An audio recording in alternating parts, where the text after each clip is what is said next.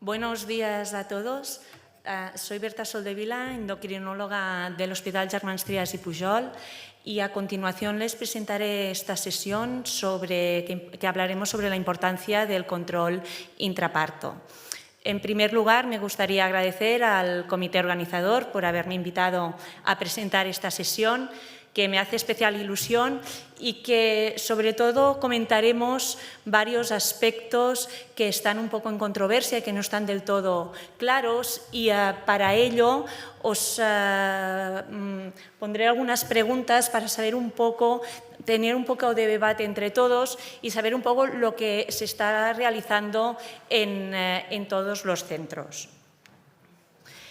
Estos son los puntos en que me basaré a lo largo de esta sesión, haciendo especial hincapié en la monitorización continua de glucosa y en los sistemas de asa cerrada durante el parto. En los últimos años, la prevalencia de gestantes con diabetes pregestacional, como podéis ver en la gráfica de la izquierda, ha ido aumentando tanto en mujeres con diabetes tipo 1 como en mujeres con diabetes tipo 2. En relación a la diabetes gestacional, la comparación de prevalencias es compleja debido a los diferentes métodos diagnósticos que se utilizan en los diferentes estudios. Nuestro grupo recientemente, a partir de datos de atención primaria, ha publicado este estudio en el que a lo largo de los años la prevalencia de diabetes gestacional en Cataluña era en torno al 8%. Esto implica que un porcentaje nada despreciable de mujeres con diabetes embarazadas están en sala de parto, y esto nos obliga a mantener un control glucémico durante el parto. El estudio JAPO, ya conocido por todos vosotros, publicó hace años en mujeres con diabetes gestacional un estudio en el cual se evidenció la relación continua existente entre las concentraciones de glucosa materna y las complicaciones obstétrico-natales, ya sean por recién nacidos grandes por edad gestacional, un aumento de cesáreas o las hipoglucemias neonatales.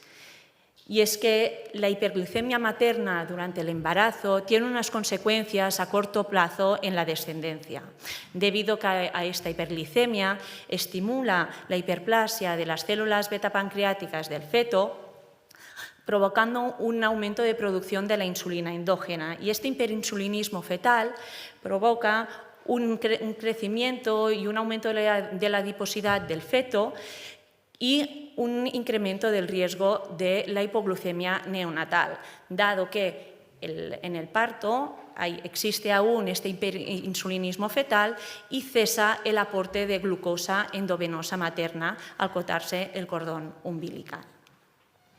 De hecho, la hipoglucemia neonatal, las tasas, son muy variables según las poblaciones estudiadas y las definiciones que se utilizan, ya sea por puntos de corte concretos, si necesitan tratamiento con glucosa endovenosa o si tienen signos. Se ha descrito que la prevalencia de la hipoglucemia neonatal clínicamente significativa, es decir, aquella hipoglucemia que necesita tratamiento endovenoso, es en torno al 27% en mujeres con diabetes tipo 1, en torno al 18% en mujeres gestantes con diabetes tipo 2 y al 5% en mujeres con diabetes gestacional. Dada la importancia de la hiperglucemia materna en las implicaciones, en las complicaciones neonatales, concretamente también en la hipoglucemia neonatal, todas las guías remarcan la importancia de seguir un control glucémico estricto tanto en el periodo preconcepcional como durante la gestación. En esta diapositiva podéis ver las recomendaciones del Grupo Español de Diabetes y Embarazo, donde se recomienda una glucemia basal entre 70 y 95, una glucemia postprandial a la hora entre 90 y 140, sin hipoglucemias y sin cetosis, y las recomendaciones de la glucometría, de la monitorización continua de glucosa, siendo el tiempo en rango estrecho entre 63 y 140 superior al 70% en mujeres con diabetes tipo 1, y en mujeres con diabetes tipo 2 este rango estrecho se recomienda que sea mayor, aunque no se han definido concretamente el porcentaje recomendado. Pero, ¿y qué pasa en el parto? ¿Es importante mantener unos objetivos de control glucémicos estrictos? Pues, como hemos dicho, la hiperglucemia crónica materna durante el embarazo es uno de los factores más importantes que predisponen a la hipoglucemia neonatal, pero también hay otros, la macrosomía, los recién nacidos grandes para edad gestacional o el recién nacido pretérmino. Clásicamente, también se ha asociado la hiperglucemia materna durante el parto con la hipoglucemia neonatal. Y es por esto que la prevención de esta hipoglucemia incluye tanto el control glucémico estricto durante el embarazo como durante el parto. Y aquí va la primera pregunta. Ahora os mandaré, estará en pantalla el código QR y os agradecería si lo pudierais activar para ver un poco qué objetivos de control glucémico se utilizan en vuestro centro para ver si hay mucha variabilidad entre los diferentes centros. Será el mismo código QR a lo largo de toda la presentación y así podremos ver un poco la realidad de nuestros centros hospitalarios.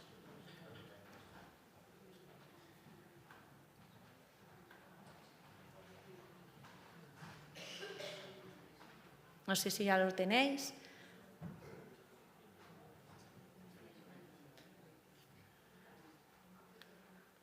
Pues empezamos con la pregunta. Pues los objetivos que os planteo, a ver cuáles utilizáis en vuestro centro durante el parto, si es entre 70 y 110, entre 70 y 126, entre 70 y 140 o entre 90 y 140. Y aquí podemos ver lo que utilizamos.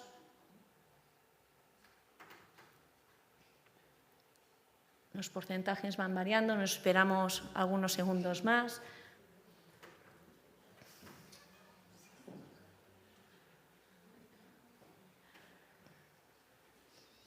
Lo veo que están más o menos estables y, como podemos observar, la mayoría de vosotros en vuestro centro utilizan entre 70 y 140 y hay un porcentaje similar, un 11-13% que utiliza entre 70 y 110 o entre 70 y 126.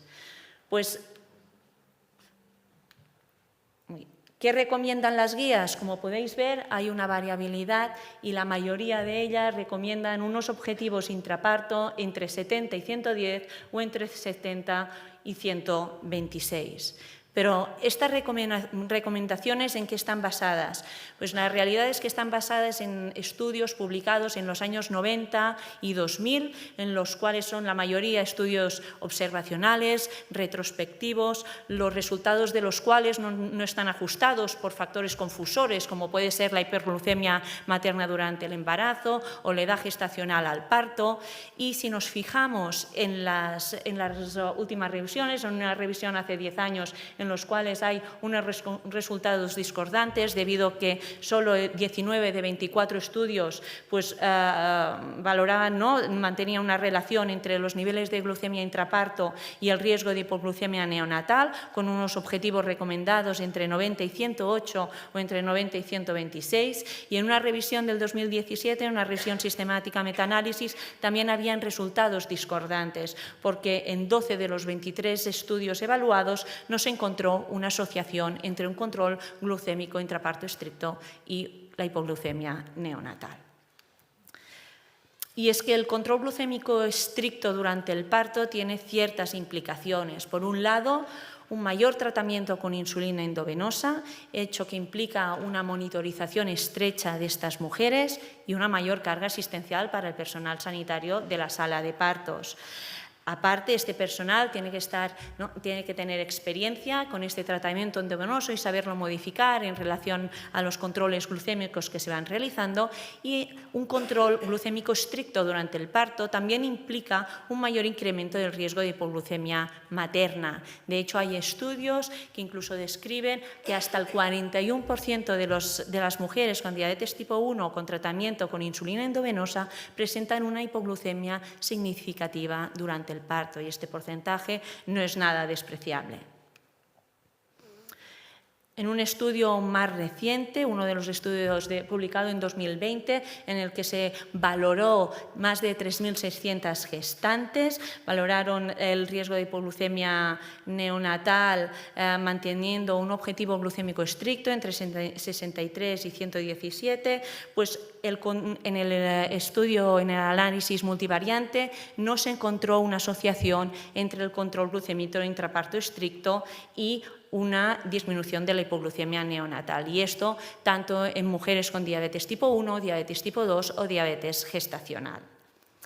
Aparte, todos conocemos el estudio CONCEPT, es un estudio publicado en 2017 en el que valoraron mujeres con diabetes tipo 1 a los que en un grupo se les colocó monitorización continua de glucosa en comparación con otro grupo que mantenían controles de glucemia capilar, y se concluyó que las mujeres que llevaban monitorización continua de glucosa presentaban un mejor control glucémico. Además, al comparar estos dos grupos de mujeres, las mujeres con monitorización continua de glucosa presentaban un menor porcentaje de hipoglucemia neonatal que aquellas que presentaban control de glucemia capilar, que tenían peor control glucémico, por lo que se sugirió que la hipoglucemia neonatal se asociaba a la hiperglucemia materna durante el segundo y tercer trimestre. En un estudio post-op del estudio CONCEPT valoraron concretamente a aquellas mujeres con monitorización continua de glucosa durante el parto, manteniendo unos objetivos intraparto entre 63 y 140, no encontrándose diferencias en el tiempo en rango en aquellas mujeres con recién nacidos con hipoglucemias neonatales versus las mujeres que tenían recién nacidos sin hipoglucemia neonatal, y se concluyó que el control glucémico intraparto tampoco se asociaba a la hipoglucemia neonatal, sino que era más el control glucémico durante el tercer trimestre y aquellos recién nacidos extremadamente grandes para la edad gestacional. Con toda esta última evidencia y la última guía británica publicada a finales de 2023, recomendaban tener dos opciones de control glucémico intraparto, con unos objetivos más ajustados, entre 72 y 126, y unos objetivos más pragmáticos, entre 90 y 140. Estas dos opciones tienen ventajas e inconvenientes. Como podéis ver, los objetivos más ajustados pues están ampliamente utilizados y son los recomendados por la guía NICE, entre otras. Pero en cambio tienen ciertos inconvenientes.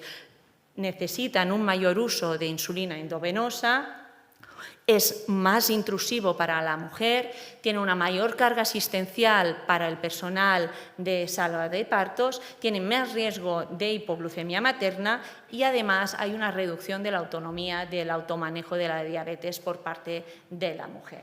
En cambio, los objetivos pragmáticos entre 90 y 140 pues reducen el uso de la insulina endovenosa, permiten tener a la mujer una mayor autonomía y su automanejo de la diabetes durante el parto, hay un menor riesgo de hipoglucemia materna y una menor carga asistencial. Pero en cambio hay menos evidencia respecto a estos objetivos de control glucémico.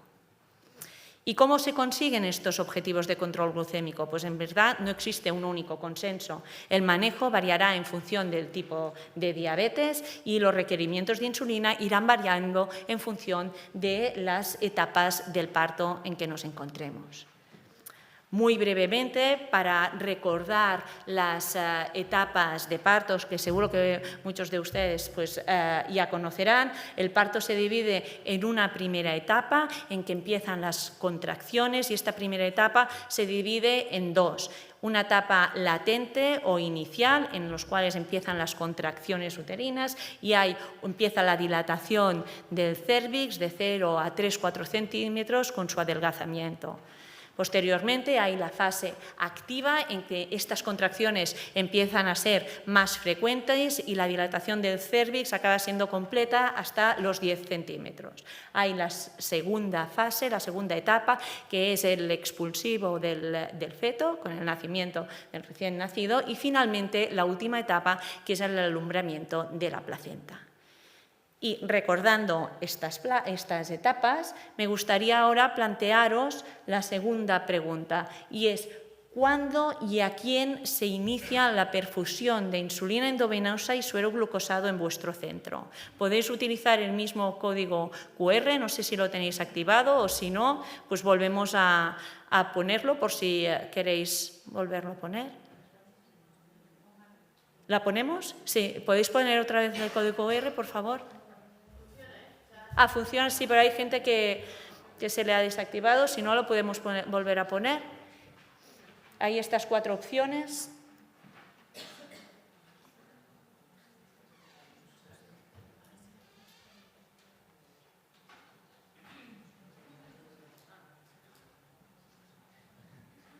Sí, pues miramos.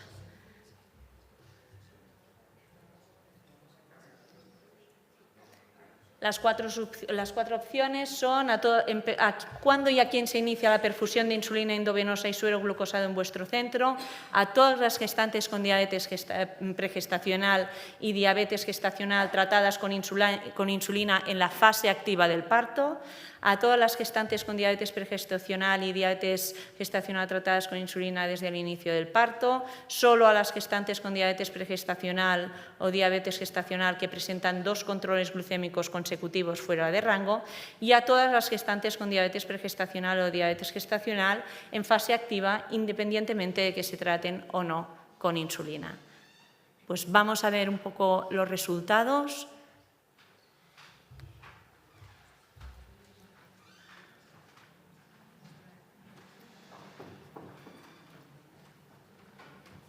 Y vemos que hay 2 o 3 opciones más igualadas. La última ha caído ya, es la menos utilizada.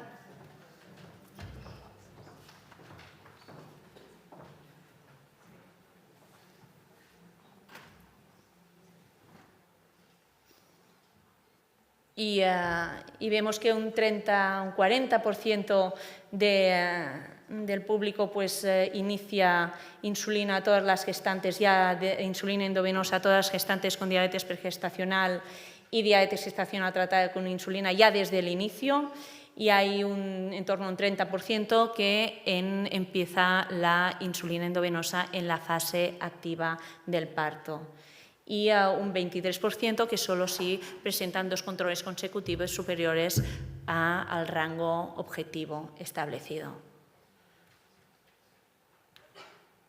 Pues, de hecho, la guía británica, publicada a finales del 2023, lo que recomienda en relación al tratamiento de la diabetes durante la fase latente del parto o la inducción es que, en caso de inducción, la noche anterior se administra el mismo tratamiento habitual que lleva la mujer gestante, y si en la fase latente del parto o cuando ya empieza la inducción, si puede comer, que normalmente cada vez más se está permitiendo que la mujer durante esta fase inicial pueda comer, pues se recomienda mantener el mismo tratamiento de base, incluyendo los bolos de insulina, y en caso de que haya 2 controles de glucemia capilar consecutivos por encima del objetivo glucémico, pues valorar el tratamiento con insulina endovenosa.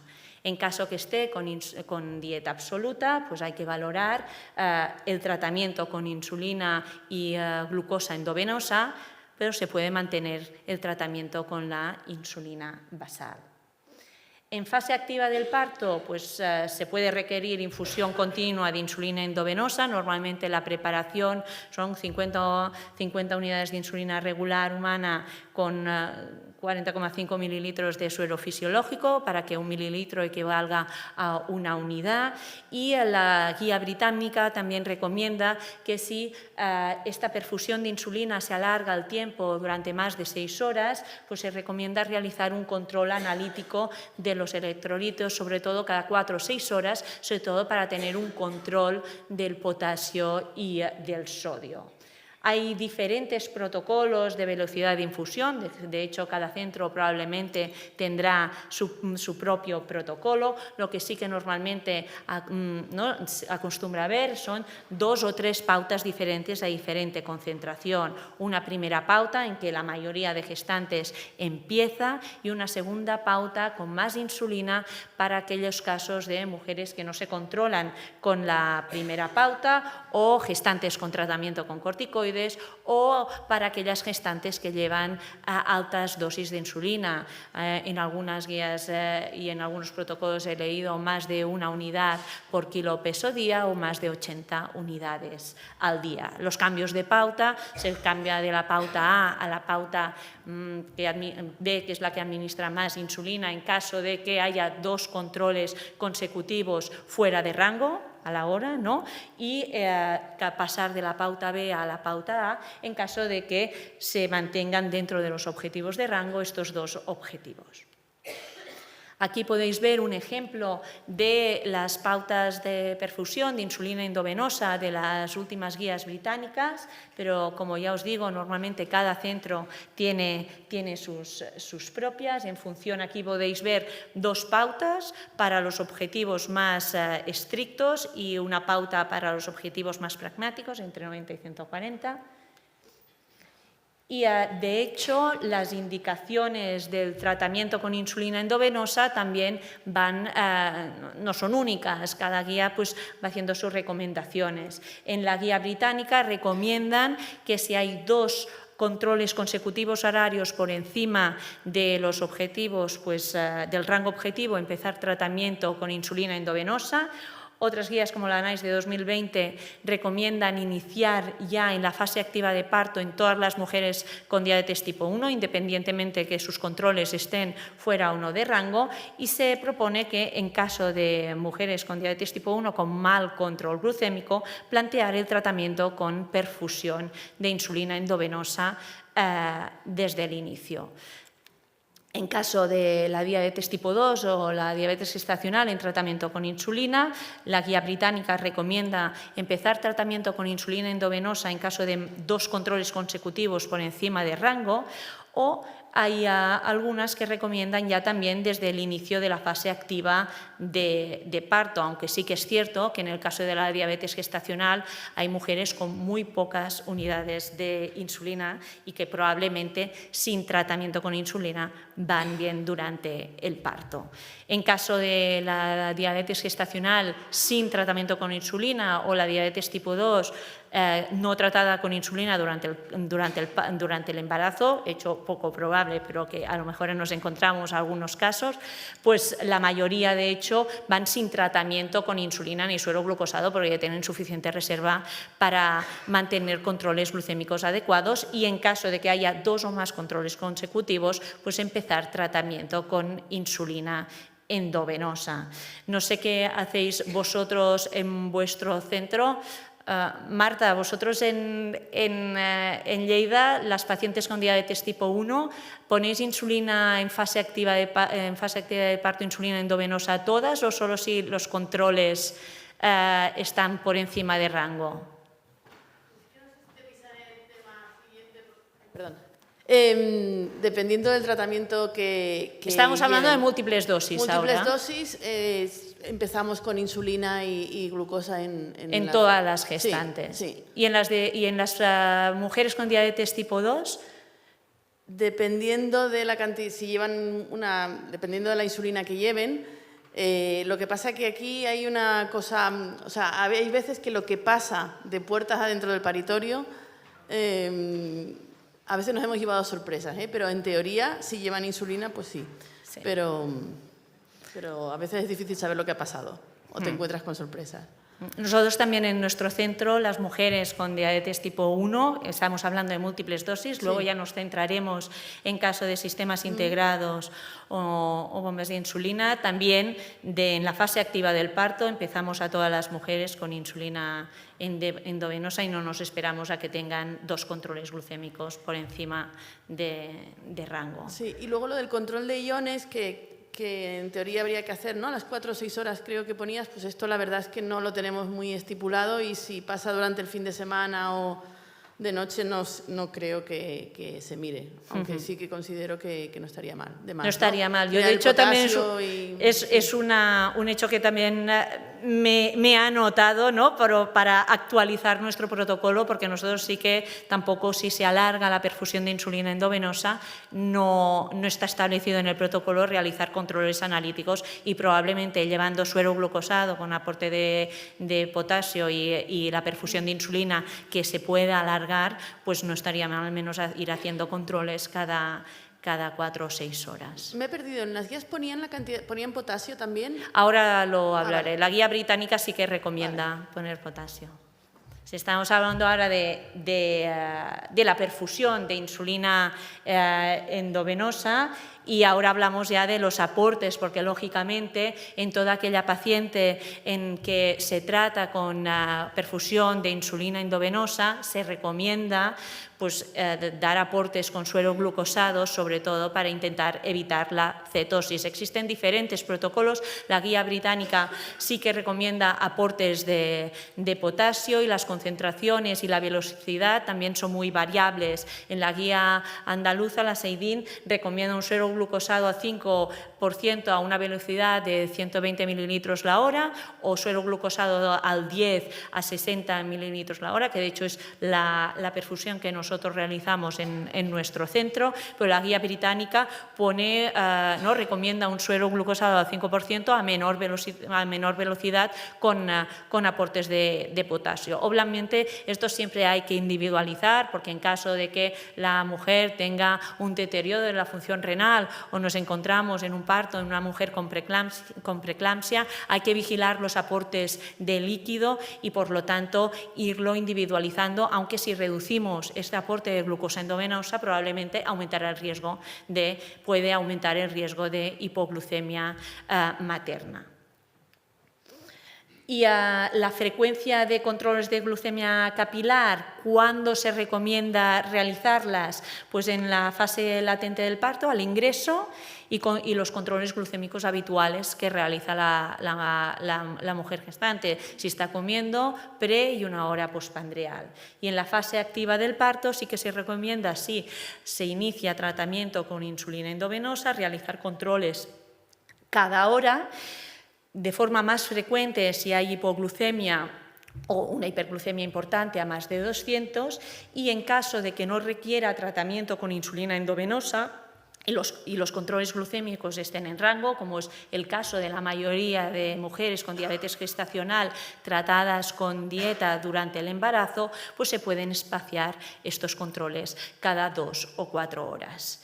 En caso de cesárea, sedación o anestesia general, se recomienda desde la mañana de la cesárea electiva realizar controles cada hora y desde la inducción de la anestesia o la sedación cada 30 minutos hasta que la mujer esté completamente consciente. Pero, tal como decía la doctora Hernández, muchas veces dentro de la sala de partos o dentro del quirófano no sabemos qué realidad. Una cosa son los protocolos, la otra lo que pasa puertas adentro del quirófano. Otro punto a debatir es si se debe medir la cetonuria o la cetonemia capilar. En la guía británica recomiendan que en todas aquellas mujeres tratadas con insulina endovenosa y suero glucosado se recomienda una cetonuria en cada micción, mínimo cada 4 o 6 horas, o una cetonemia capilar horaria. Y obviamente en caso de de sospecha de cetoacidosis diabética, realizar una cetonemia capilar. ¿Qué beneficios se obtiene realizando las cetonemias? Pues permite modificar mucho más y afinar mucho más la velocidad de infusión de suero glucosado e insulina. Requerimientos, un conocimiento del manejo de la cetonemia y los cambios de las infusiones por parte del personal de sala de partos, que muchas veces ya no tienen suficiente experiencia, y tener al menos protocolos muy detallados sobre modificaciones de las infusiones tanto de suero glucosado y de insulina endovenosa en función de los controles de cetonemia. No sé qué hacéis vosotros en vuestro centro. Doctora Codina, ¿vosotros utilizáis las mediciones de la cetonemia? Doctora Codina.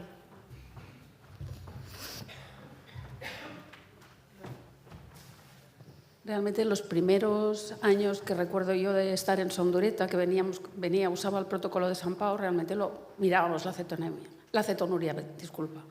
Lo que pasa es que con el tiempo es algo que ha desaparecido de la práctica habitual. Creo que ni siquiera lo tengo puesto en el protocolo últimamente.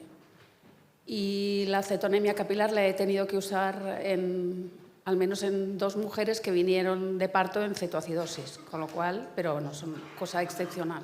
Pero en el protocolo no lo utilizáis. Nosotros sí que lo tenemos, pero la realidad es que tampoco tenemos las modificaciones para hacer con los cambios, por lo tanto, nos puede hacer una indicación, pero también esto requiere que, depende de qué hora se hacen estas cetonurias o estas cetonemias, si no hay un endocrinólogo a lo mejor de guardia o disponible, pues es complicado para ellos en el manejo. Otro caso, obviamente, es lo que comentaba la doctora Codina, en caso de sospecha de cetoacidosis diabética, que entonces sí que hay que irlas utilizando, y no es fácil el manejo en el parto y con la cetoacidosis. Yo en algún caso también me he encontrado y no es nada fácil. Doctor Hernández, perdón, ¿podemos darle el micro a la doctora Hernández? A veces el problema es que no hay tiras de cetonemia en la sala de partos, que esto es algo que se tiene que ver antes.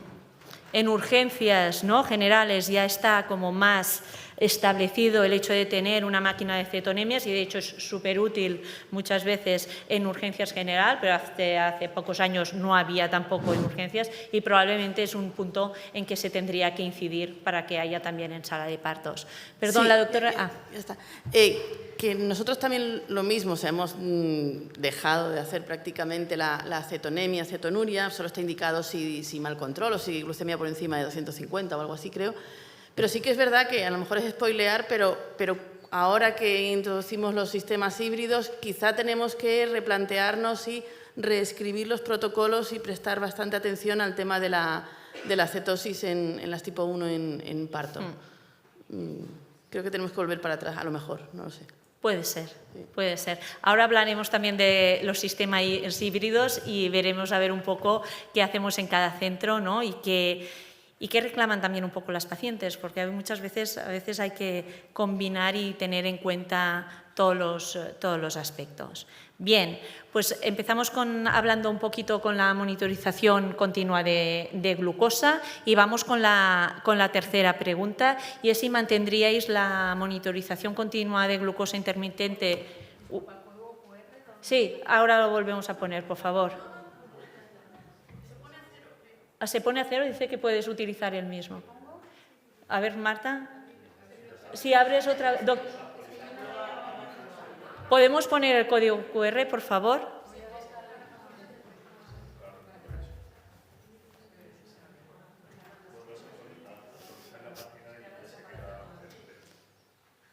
Pues lo volvemos a poner, ningún problema. Y si vemos un poquito si mantendríais o no la monitorización continua de glucosa durante el parto. Veis que hay varias opciones: se suspendería, se mantendría para modificar la pauta de insulina endovenosa, solo para mantener un autocontrol de la diabetes, o se suspendería por posibles interferencias con la monitorización fetal.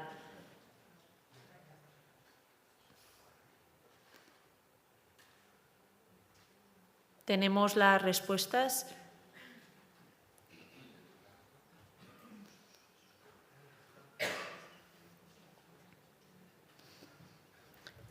Vemos que la mayoría mantendríais la monitorización y un 50% solamente como guía para el autocontrol de la glucemia, aunque hay un 30-35% que la mantendría para modificar la dosis de insulina endovenosa. Pues vamos a ver un poco. De hecho, todos sabéis el uso creciente de la monitorización continua de glucosa en mujeres con diabetes pregestacional, tanto tipo 1 como en tipo 2, y tiene muchas ventajas: controles glucémicos de forma continua, las flechas de tendencia, las alarmas. Ya hemos comentado el estudio CONCEPT, donde las mujeres con diabetes tipo 1 y monitorización durante el embarazo tenían un mejor control glucémico y menos complicaciones obstétrico-neonatales, y la realidad es que las mujeres están muy contentas con este dispositivo.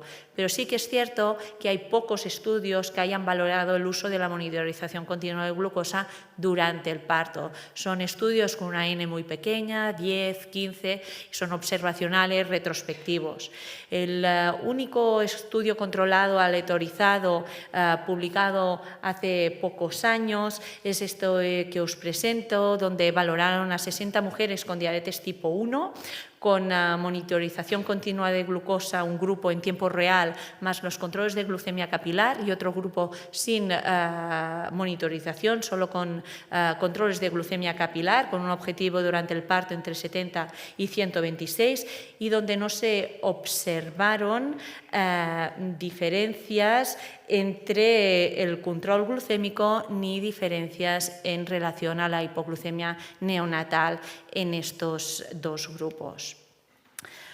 Otro punto que se ha planteado es si realmente la monitorización continua de glucosa podría ser suficientemente exacta para poder modificar la infusión de insulina endovenosa y no estar realizando continuamente controles de glucemia capilar horaria. Os presento este estudio publicado hace pocos meses, en el que valoraron un grupo de mujeres muy pequeño, 20 mujeres con diabetes tipo 1, con múltiples dosis y con monitorización continua de glucosa en tiempo real, en las cuales durante el parto se valoró la exactitud de la monitorización en comparación con las glicemias capilar en todos los 228 datos apareados, y realizaron una simulación cuánta coincidencia había entre la dosis recomendada de insulina endovenosa con controles de glucemia capilar en comparación a una simulación de la dosis que sería en relación a los controles con la monitorización. Y concluyeron que las dosis de infusión de insulina con controles de glucemia capilar en comparación con la simulación con monitorización coincidían en un 75% de los casos, en 170 de los 228 valores, con una exactitud global bastante aceptable de la monitorización, aunque esta exactitud bajaba, como sabemos, en hipoglucemia, en valores inferiores a 70. Otro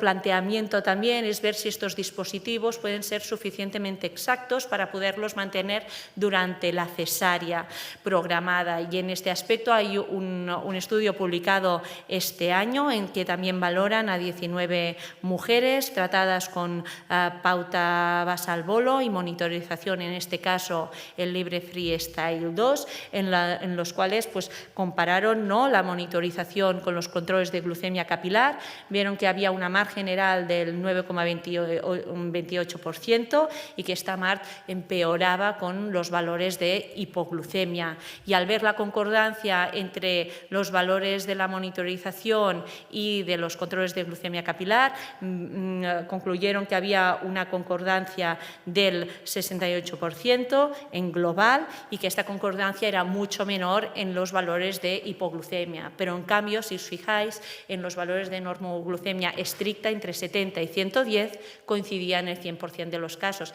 hecho que nos puede A lo mejor pues, plantear de utilizarlo durante la normoglucemia y en caso de que ya los controles en la monitorización pues, ya sobrepasan los rangos, tener que utilizar los controles de glucemia capilar. Pues esto seguro que podría beneficiar y aumentar mucho más la calidad del parto de la mujer. Sin embargo, estos son dos estudios muy recientes y las guías aún no las incorporan. ¿Qué nos recomiendan las guías en relación a la monitorización continua? Pues que no sea útil, ¿no? Que es útil para el autocontrol y como guía de los controles glucémicos, pero no lo recomiendan para modificar las dosis de insulina y que para ello se requiere aún controles de glicemia capilar. Vamos ahora con los tratamientos con bomba de insulina y los sistemas de asa cerrada y os quería preguntar también cuál sería vuestra actitud en relación al tratamiento con sistemas de asa cerrada durante el parto. ¿Los mantendríais durante todo el parto, en la fase inicial y la fase activa? ¿Los mantendríais en la fase inicial y en la fase activa? ¿Lo cambiaríais a infusión endovenosa de insulina? ¿Pondríais infusión endovenosa durante todo el parto o lo consensuaríais con la paciente? ¿Tenéis el código QR? ¿Queréis que lo volvamos a poner? ¿No hace falta? Vale.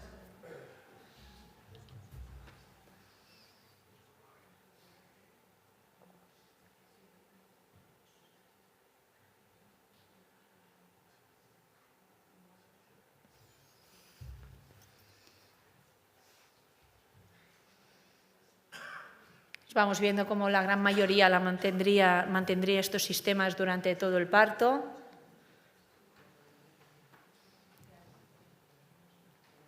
Aunque un 30% aproximadamente pues lo mantendría durante la fase inicial y en la fase activa empezaría tratamiento con insulina endovenosa y un 20% consensuaría con la paciente. Doctora Vinagre, ¿qué hacéis en vuestro centro?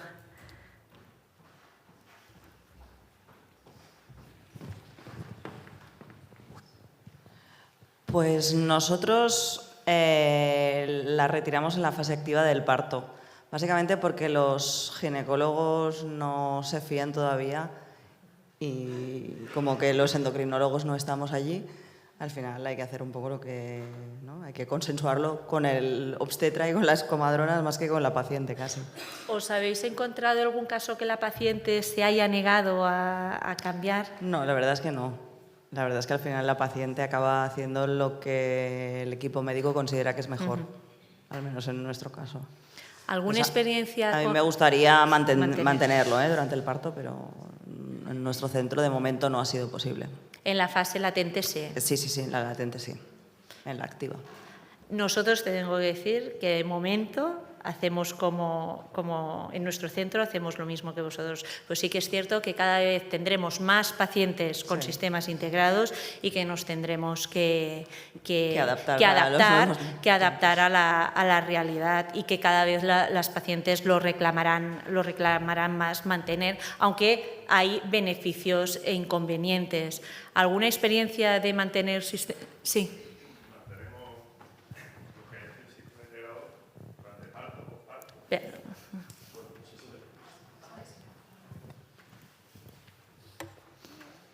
Nosotros hemos tenido 11 pacientes que llevaban bomba, sistema integrado y demás, y nosotros en principio si estás entre 70 y 140, no hacer absolutamente nada, mantener la bomba.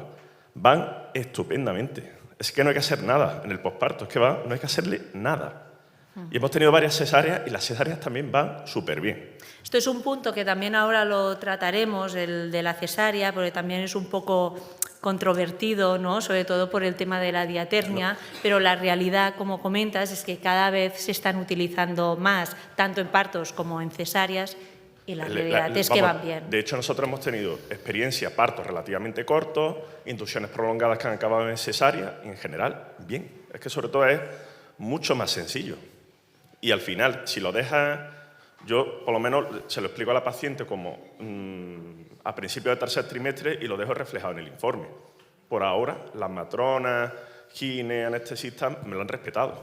Vamos, y y la experiencia es súper buena. Lo que pasa es que falta que ya eso se plasme en protocolos, porque al final estamos haciendo un poco aplicando sentido común. Y tener los protocolos muy bien establecidos de cuándo cambiar, ¿no? En caso de que saber cómo identificar que puedan fallar estos sistemas, que si se obtura la cánula, ¿no? para poder tener un plan B. Y a lo mejor sí que estaría bien pues, poder tener un protocolo bien especificado, incorporando a lo mejor probablemente las cetonemias para poder manejar mejor. Vamos, la satisfacción de las pacientes con el parto en general es, excelente. No tiene nada que ver y ahora mucho lo veremos invasivo. porque de hecho han habido encuestas de satisfacción y no tiene nada que ver para poder mantener con un sistema que ven las pacientes que funcionan, que les ha ido bien durante todo el embarazo y que puede ser. Otra cosa es cómo los sistemas se adaptan, ¿no? Y las salas de parto también se adaptan a la realidad. Pues como sabéis, pasa rápido el uso de las bombas de... Ay, disculpad. Ay, dime, Pilar, perdona. No, simplemente por añadir. En Badajoz, como sabéis, tenemos un uso alto de asa cerrada y todas las pacientes van con asa cerrada. Y hemos tenido partos y cesáreas en modo automático sin ningún problema. Y es verdad que a veces surge como un conflicto entre el ginecólogo y la paciente, porque hay pacientes que dicen, pues esto no me lo quites, y el ginecólogo no se siente cómodo porque no lo sabe, o el anestesista. Y entonces nosotros lo que hacemos es, efectivamente no tenemos protocolos escritos detallados, pero yo lo que hago es escribir en el informe, en la última visita, en caso de que la situación clínica lo permita y la paciente así lo desee, ruego por favor dejar a la paciente siempre que todo vaya bien, porque está perfectamente entrenada, puede hacerlo.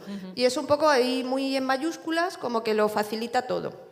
Y no obligas, y en amarillo. Y no obligas a la paciente como a reclamar, ¿no?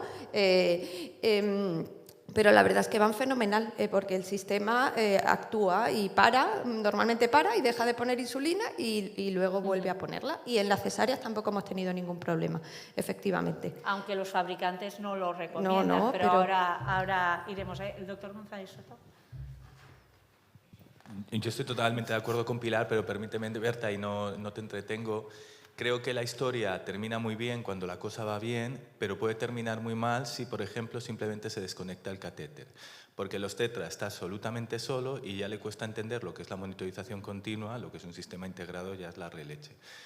Personalmente, si la paciente quiere y tiene un buen control previo en el parto, yo también lo pongo subrayado, pero si la cosa va mal, puede terminar mal. Efectivamente, aclarar si la situación clínica lo permite. Si la situación clínica cambia, cualquier problema, tanto obstétrico como de la diabetes, obviamente que ir al protocolo habitual. Un tema importante es que ahora que estamos con CAMAPS, el teléfono móvil. Porque tú allí entras en el hospital, en paritorio, y lo primero que hacen es quitarte el teléfono móvil, quítese todo. Entonces hay que dejar escrito, yo también lo dejo, que es parte del sistema y que se debe dejar entrar a la paciente y manejar su teléfono móvil. No, hay que especificar, ¿no? Que no se lo pueden quitar, que no es para que esté mandando fotos por el WhatsApp a los padres. Sin embargo, tal como decía Gonzalo, ¿no? Hay luces y sombras, porque si todo va bien, perfecto, pero si no, hay que poder identificar lo antes posible que no va bien para poder dar, ¿no?, respuesta adecuada. Y la realidad es que en la mayoría de centros no hay ni endocrinólogo de guardia, ni muchas veces tampoco ¿no?, al teléfono ¿no?, con guardia localizable, y esto a lo mejor puede dificultar si no está todo muy especificado. Ahí el problema es que la responsabilidad recae mucho sobre la mujer, y es la mujer la que tiene que decir, no os preocupéis que yo estoy controlando esto, todo va bien. Claro, tú a veces le haces ver a ellas, es mucho para ti, es mucha carga, porque, hombre, estás en un paritorio, es una situación en la que todos nos estresamos, ¿no? Todas nos estresamos, pero ellas dicen, no, es que yo prefiero, yo estoy más tranquila si yo sé que yo puedo decidir, mira, esto va bien, déjame, o mira, si por lo que sea se complica, sigue tú. Ellas se sienten más tranquilas, teniendo ellas esa posibilidad de, pues ellas van a saber identificar normalmente cuando haya un problema, ¿no? Sí, probablemente habrá que individualizar mucho, caso por caso, y valorar qué le estresa más a la mujer, si retirar el sistema integrado o mantenerlo y ella como medio responsabilizarse, porque uno de los hándicaps, y ahora lo veremos, es que son situaciones en que la paciente tiene mucho más conocimiento y manejo de esa tecnología que el personal de sala de partos, que va cambiando de turnos y que no está habituado a todos estos dispositivos y que no hay un teléfono para, si surge alguna duda, al menos en la mayoría de casos, para poder dar una solución rápida, y esto implica entonces tener unos protocolos muy bien establecidos y muy concretos. Pues vamos un poco así, pero me ha encantado este debate que ha surgido, que de hecho es la base, ¿no?, de estos encuentros, y pasaré un poquito más rápido estas diapositivas para centrarnos en la evidencia de los sistemas integrados, que yo creo que es lo que aporta valor y lo que iremos viendo a lo largo de este tiempo. El uso de las bombas en mujeres con diabetes tipo 1 durante el parto ya se ha visto en múltiples estudios que es seguro y que de hecho mejora el control glucémico en comparación a hacer el cambio a la perfusión con insulina endovenosa, y que el uso de bomba de insulina no aumenta las complicaciones neonatales, como podéis ver en este estudio publicado hace relativamente poco. Además, se ha visto que añadir la monitorización continua de glucosa a las infusores subcutáneos continuos de insulina durante el parto también mejora el control glucémico, ya sea con los partos vaginales, con las cesáreas emergentes o las cesáreas programadas. Y centrémonos ahora en la realidad que nos estamos encontrando y que nos encontraremos cada vez más, y es en relación a los sistemas de AZA cerrada. A la espera de los resultados intrapartos del estudio ADAIP y a la espera de los resultados del estudio Crystal, donde se valora Minimed 780G durante el embarazo y el parto, y del estudio Circuit, donde valoran, ¿no?, los resultados y que aún no están publicados de la Tandem IQ, me gustaría mostraros este análisis post-hoc de 2 ensayos aleatorizados del grupo de Cambridge, donde se valoró el ASA cerrada CAMAPS durante el parto. Solo se valoraron 27 mujeres que mantuvieron este sistema durante el parto, y se vio que mantenían un tiempo en rango entre 63 y 140 superior al 70%, sin hipoglucemias graves, y que no había diferencia en tiempo en rango en aquellas mujeres que tuvieron recién nacidos con y sin hipoglucemias neonatales. El tiempo en rango con estos dispositivos fue similar. Aparte, también el uso de CAMAPS en este estudio post-hoc, en estas 27 mujeres, aquellas que acabaron en cesárea, se vio que estos sistemas eran seguros, sin complicaciones, tanto usando diatermia monopolar como bipolar. ¿Y qué es la diatermia? Pues la diatermia es el calentamiento de tejidos utilizando energía ya sea energética o mediante ondas, y de hecho se utiliza en medicina en muchos campos, como la radiofrecuencia, y también como en el caso del bisturí eléctrico. El bisturí eléctrico es un dispositivo que transforma la energía eléctrica en calor, permitiendo pues cortar, coagular y cauterizar tejido, y requiere de un transformador eléctrico, de un electrodo positivo, que es donde se concentra la energía y es el que va al tejido, y de un electrodo neutro o de retorno que permite acabar de cerrar todo este circuito eléctrico. Nos podemos encontrar 2 tipos de diatermia: la monopolar, que como podéis ver aquí va separada el electrodo positivo, que es el que está en el tejido, de una placa separada en otra parte del cuerpo del paciente, que es el electrodo neutro, que es el de retorno del circuito, y la bipolar, en que tanto el electrodo activo como el de retorno están en el mismo bisturí, y por tanto el circuito es mucho más pequeño. Es por este motivo que la mayoría de las fabricantes no recomiendan el uso ni de monitorización, ni de sistemas de asa cerrada, ni de bombas de insulina a una distancia cercana de la diatermia unipolar, en los cuales los dos electrodos están separados y por lo tanto el circuito es mayor, pero la realidad, tal y como comentaba el compañero, pues es que se utilizan más tanto en el parto como en cesáreas. Hay que explicarle a la mujer que puede haber un hipotético riesgo y sí que se recomienda más utilizar cánulas de teflón que no sistemas de acero que pueden complicar aún más todo este circuito eléctrico. Os pongo aquí unos casos en los cuales describían 4 casos de mujeres durante el parto utilizando la Tandem, en que el sistema integrado Tandem Control IQ, en el cual fue bien, pero lo interesante de este estudio es lo que estábamos comentando antes entre todos, es que después del parto les pasaron una encuesta de satisfacción.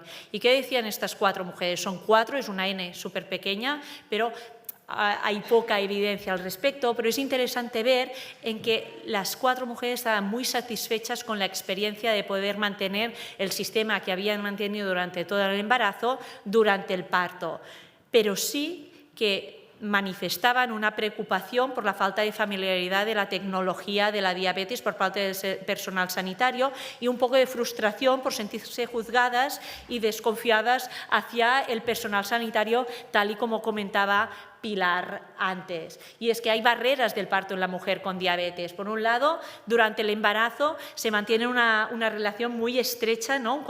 La mujer mantiene un control muy estrecho de la gestación con el obstetra y el endocrino, creándose una relación muy estrecha, y en cambio el parto pues es un ambiente desconocido que puede pasar las 24 horas del día, 7 días a la semana, 365 días al año, que hay diferentes profesionales con recambio de turnos y que no hay los referentes habituales. Y lo que comentábamos antes también son las gestantes, estamos hablando sobre todo de tipo 1 con tecnología o sistemas integrados que tienen mucho más conocimiento de esta tecnología que no el personal sanitario de sala de partos, hecho que las puede hacer sentir un poco inseguras y con frecuencia no hay un endocrinólogo de guardia ni en presencia neolocalizable por si hay algún problema, tal como comentaba el doctor González Soto.